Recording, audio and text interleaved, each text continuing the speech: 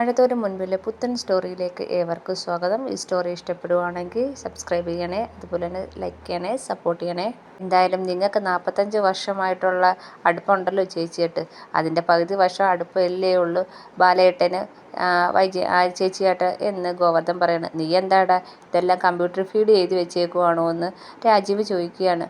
ഇല്ല, ഞാൻ പറഞ്ഞതിൻ്റെ ബാക്കി പറഞ്ഞതേ ഉള്ളൂ എന്ന് ഗോവർദ്ധനും പറയുന്നുണ്ട്. എന്തെങ്കിലും ആവശ്യമുണ്ടെങ്കിൽ അപ്പുറത്തെ ലോഡ്ജിൽ ഞങ്ങളുണ്ട്, വിളിച്ചാൽ മതിയെന്ന് ശിവശങ്കർ പറയാണ്. അപ്പം എന്താ ആവശ്യം എന്ന് ചോദിക്കുകയാണ്. അപ്പം രാജീവ് പറയണം, ചേട്ടാ വാ ഇങ്ങോട്ട്, അവനോട്ട് സംസാരിച്ച് മുഷിയണ്ട വാ എന്നും പറഞ്ഞ് ശിവശങ്കർ രാജീവ് അങ്ങ് പോവുകയാണ്. അപ്പോൾ ഗോവർദ്ധൻ ഇങ്ങനെ നോക്കി നിൽക്കുകയാണ് പുച്ഛത്തോടെ. ഇങ്ങനെ വൈകിട്ടായപ്പോഴത്തേക്ക് ബാലേന്ദ്രൻ്റെ പെങ്ങളും മനു ഒക്കെ വരുന്നുണ്ട്. അവർ രണ്ടുപേരും കൂടി സംസാരിക്കുകയാണ്. എനിക്കാണെങ്കിൽ ബാലേട്ടൻ പറയുന്നതൊന്നും വിശ്വസിക്കാൻ പറ്റുന്നില്ല. കാരണം എൻ്റെ അറിവിൽ ബാലേട്ടൻ്റെ മനസ്സിൽ എന്നും ഒരു പെണ്ണ് മാത്രമേ ഉള്ളൂ, അത് വൈജയന്തി, അന്നും ഇന്നും എന്നും എന്ന് പെങ്ങൾ പറയുന്നുണ്ട്. പിന്നെ ഇതിൻ്റെ ഇടയ്ക്ക് ഗൾഫിൽ വെച്ച് ഏത് പെണ്ണായിട്ടാണ് അടുപ്പത്തിലായ ആ കഥയൊന്നും എനിക്കറിഞ്ഞൂടാ എന്ന് പറയാണ്. അപ്പം മനു പറയാണ്, ആൻറ്റി അങ്കിള് പറയുന്ന കഥ ഒന്നും ശരിയല്ല, അതിലെല്ലാം കള്ളത്തരമുണ്ട്, പിന്നെ എൻ്റെ പിന്നിലൊക്കെ എന്തെങ്കിലും കാണും എന്ന് മനു പറയാണ്. മനു പക്ഷേ സത്യമൊന്നും പറയുന്നില്ല. അങ്ങനെ അവർ രണ്ടുപേരും ഇരുന്ന് ബാലേന്ദ്രൻ്റെയും വൈജയന്തിൻ്റെയും കാര്യങ്ങളൊക്കെ ഇരുന്ന് സംസാരിക്കുകയാണ്. ഹോസ്പിറ്റലിൽ ശിവശങ്കരനെയും രാജീവിനെയും വിളിച്ച് ഡോക്ടർ പറയുന്നുണ്ട്, ഇപ്പോഴാണെങ്കിൽ ഓപ്പറേഷനൊക്കെ കഴിഞ്ഞ് പതുക്കെ റിക്കവറായി വരും, കുറച്ച് നാളൊക്കെ എടുക്കും. പക്ഷേ ഇപ്പോൾ അയാൾക്കൊരു ബൈസ്റ്റാൻഡർ അത്യാവശ്യമാണ്. എപ്പോഴും കൂടെ നിന്നും എല്ലാ കാര്യങ്ങളും ചെയ്യാൻ വേണ്ടി ഒരു ബൈസ്റ്റാൻഡറിൻ്റെ ആവശ്യമുണ്ടെന്ന് ഡോക്ടറാണെങ്കിൽ ശിവശങ്കറിൻ്റെ അടുത്തും രാജുവിനോടായിട്ട് പറയുന്നുണ്ട്. അത് നിങ്ങൾ തന്നെ കണ്ടുപിടിക്കണം എന്ന് ഡോക്ടർ കാര്യങ്ങളൊക്കെ പറയുന്നുണ്ട്. അപ്പം തിരിച്ചവർ ഇറങ്ങി വരുമ്പോഴത്തേക്കും മനു ചെന്ന് ചോദിക്കണം, അച്ഛാ എന്താ പറഞ്ഞ ഡോക്ടർ എന്താ പറയുന്നത് ആൻറ്റിയെക്കുറിച്ച് എന്ന് പറയാണ്. അപ്പം പതുക്കെ റിക്കവറായി വന്നോളും, കുഴപ്പമൊന്നുമില്ല, ഓപ്പറേഷനൊക്കെ കഴിഞ്ഞല്ലോ, പക്ഷേ ഇപ്പം പ്രശ്നം കൂടെ ഒരു ബൈസ്റ്റാൻഡർ വേണം, എപ്പോഴും കൂടെ ഒരാൾ വേണമെന്നാണ് ഡോക്ടർ പറയുന്നത് എന്ന് ശിവശങ്കരൻ മനുവിനോട് പറയുകയാണ്. അങ്ങനെ മനു അന്നേരം അത് കേട്ടപ്പോൾ ഇങ്ങനെ ആലോചിച്ചിട്ട് ബാലേന്ദ്രനെ വിളിച്ച് ഹോസ്പിറ്റലിലെ കാര്യങ്ങളൊക്കെ പറയുകയാണ്. അപ്പോൾ ബാലേന്ദ്രൻ ഇതെല്ലാം ഫോണിൽ കൂടെ കേൾക്കുന്നുണ്ട്. അത് കഴിഞ്ഞ് ബാലേന്ദ്രനാണെങ്കിൽ ആഹാരം കഴിക്കാൻ വന്നിരിക്കുകയാണ്. ആഹാരം കഴിക്കാൻ വന്നിരിക്കുമ്പം നമ്മുടെ അലീനയാണെങ്കിൽ കൊണ്ടുവന്ന് ആഹാരമൊക്കെ വിളമ്പി കൊടുക്കുന്നുണ്ട്.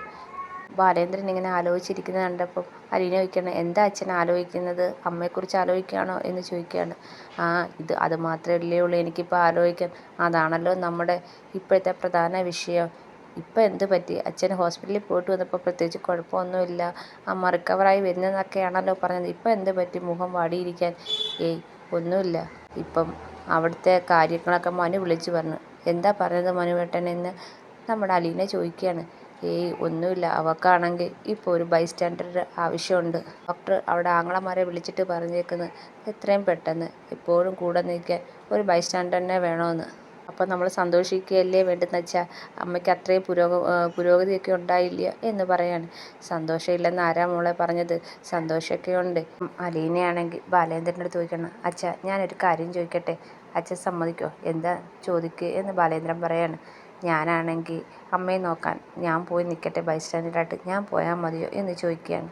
അപ്പം ബാലേന്ദ്രൻ ഇങ്ങനെ അലീനയെ നോക്കുന്നുണ്ട്. എന്താ വെച്ചാൽ, അല്ല നിന്നെ അവളെ അങ്ങോട്ട് അടുപ്പിക്കുമോ, അവൾ സമ്മതിക്കുമോ എന്ന് ചോദിക്കുകയാണ്. അപ്പം അലീന പറയാണ്, അമ്മയ്ക്ക് എന്തായാലും ഇപ്പം എതിർക്കാനൊന്നും പറ്റത്തില്ലല്ലോ, അവസ്ഥയെ കിടക്കുമ്പം എതിർത്തൊന്നും സംസാരിക്കാനോ ഒന്നും പറയാനോ ഒന്നും പറ്റത്തില്ലല്ലോ, അതുകൊണ്ട് തന്നെ അമ്മയൊന്നും പറയത്തില്ലായിരിക്കും. അപ്പം ബാലേന്ദ്രൻ പറയാണ്, അവിടെ രണ്ട് ആങ്ങളമാർ, അവന്മാർ പുറത്ത് കാണും, അവന്മാർ സമ്മതിക്കത്തില്ലായിരിക്കും നിന്നെ അവിടെ നിർത്താൻ എന്ന് ബാലേന്ദ്രൻ പറയുകയാണ്. അപ്പോൾ അലീന വിഷമത്തോടെ നിൽക്കുകയാണ്. അന്നേരം ബാലേന്ദ്രൻ പറയാണ്, അത് പ്രശ്നമില്ല, അവന്മാരെ എതിർത്തെന്നും പറഞ്ഞുകൊണ്ട് നീ അവിടെ നിൽക്കുന്നതിന് ഒരു കുഴപ്പമില്ല, കാരണം വൈജയ് എൻ്റെ ഭാര്യയാണല്ലോ, ബില്ലടയ്ക്കാൻ ചെന്ന് പറഞ്ഞപ്പം അവന്മാർ പറഞ്ഞ അങ്ങനല്ലേ, അവൻ്റെ ഭാര്യയല്ലേ, അതുകൊണ്ട് അവൻ ബില്ലടയ്ക്കട്ടെ എന്നല്ലേ പറഞ്ഞത്, അതുകൊണ്ട് ബൈസ്റ്റാൻഡറായിട്ട് ആരെ നിർത്തണമെന്ന് ഞാനല്ലേ തീരുമാനിക്കുന്നതെന്ന് ബാലേന്ദ്രൻ ഇങ്ങനെ അലീനയുടെ അടുത്ത് പറയുകയാണ്. അലീന പറയാണ്, അച്ഛാ ഇതിൻ്റെ പേര് വഴക്കിടാനൊന്നും പോകണ്ട, ഞാൻ എൻ്റെ ഒരു ആഗ്രഹം പറഞ്ഞതേ ഉള്ളൂ, നോക്കാം മോളെ എന്നും പറഞ്ഞുകൊണ്ട് ബാലേന്ദ്രൻ അങ്ങ് ആഹാരമൊക്കെ കഴിച്ചിട്ട് എണീച്ച് പോവുകയാണ്.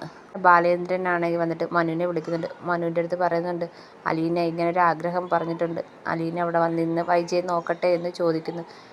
അത് നല്ലൊരു ഐഡിയ അല്ലേ മനു, കാരണം ഇപ്പം അവൾക്ക് ഒരാളുടെ ആവശ്യമുണ്ട്, അതിന് ഏറ്റവും നല്ല ആൾ അലീന തന്നെയല്ലേ, അവളാകുമ്പം ഒരു കുറ്റവും കുറവും ഇല്ലാതെ അവളെ പൊന്നുപോലെ നോക്കിക്കോളും, അവളുടെ അമ്മയല്ലേ, നമുക്കൊരു ടെൻഷനും വേണ്ട എന്ന് ബാലേന്ദ്രൻ അലീനയോട് പറയുന്നു.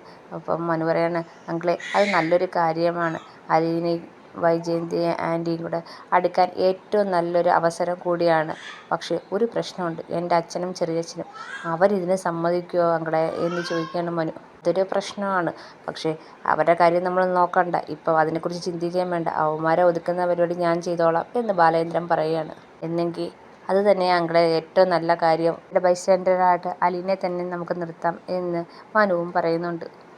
പിറ്റേന്ന് ഹോസ്പിറ്റലിലേക്ക് ബാലേന്ദ്രൻ വരികയാണ്. വരുമ്പം കൂടെ അലീനയുണ്ട്. അപ്പം അലീനെ കാണുമ്പോഴേ രാജീവിനും ശിവശങ്കരനും ഭയങ്കരമായിട്ട് ദേഷ്യവും കയറുന്നുണ്ട്. അപ്പം ഓടി ഇങ്ങോട്ട് വന്നിട്ട് ചോദിക്കുകയാണ്, നീ എന്തിനാ നിൻ്റെ അവിഹിത സന്തതി ഇങ്ങോട്ട് കൊണ്ടുവന്നത്?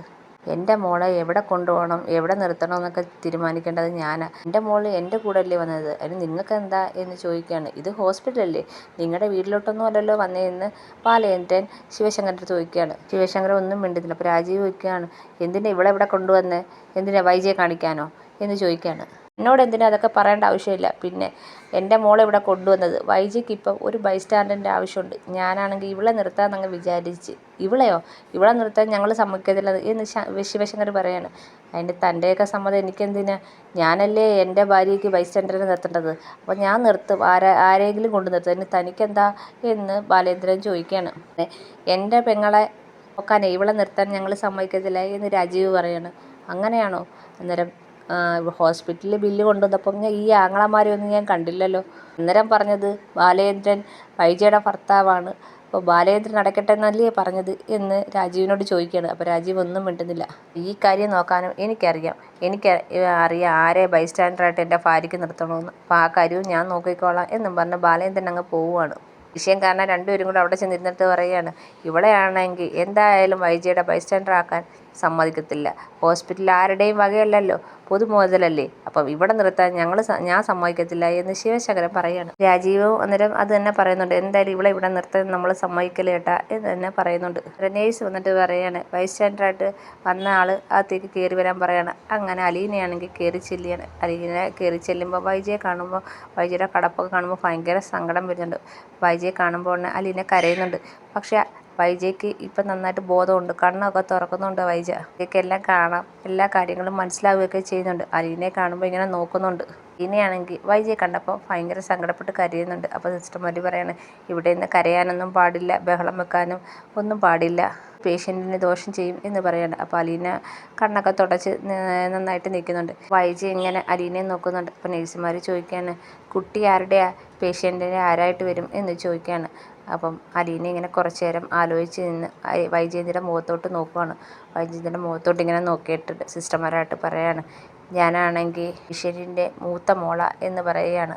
ഇത് കേൾക്കുമ്പോഴത്തേക്ക് വൈജ ഇങ്ങനെ അലീനയെ നോക്കുന്നുണ്ട്. എണീക്കാൻ പറ്റിയായിരുന്നെങ്കിൽ വൈജ എണീച്ച അന്നേരം അലീനയെ അടിച്ചേനെ. എന്നാലും ആ കടപ്പിൽ കിടന്ന് വൈജയാണെങ്കിൽ അലീനയെ ഇങ്ങനെ നോക്കുന്നുണ്ട്. ഇവിടെ നിന്നൊരു സിസ്റ്റർ പറയാണ്, അത് നല്ല കാര്യം, മക്കൾ തന്നെ അമ്മയെ നോക്കുന്നതാ നല്ലത് എന്ന് പറയാണ്. അപ്പോൾ അലീന ഇങ്ങനെ വൈജയെ നോക്കുന്നുണ്ട്. വൈജയും തിരിച്ച് അലീനയെ ഇങ്ങനെ നോക്കുന്നുണ്ട്. ഇതൊക്കെയാണ് ഇനി വരാൻ പോകുന്ന വിശേഷം. എല്ലാവർക്കും ഇഷ്ടപ്പെട്ടെങ്കിൽ സബ്സ്ക്രൈബ് ചെയ്യണേ, സപ്പോർട്ട് ചെയ്യണേ.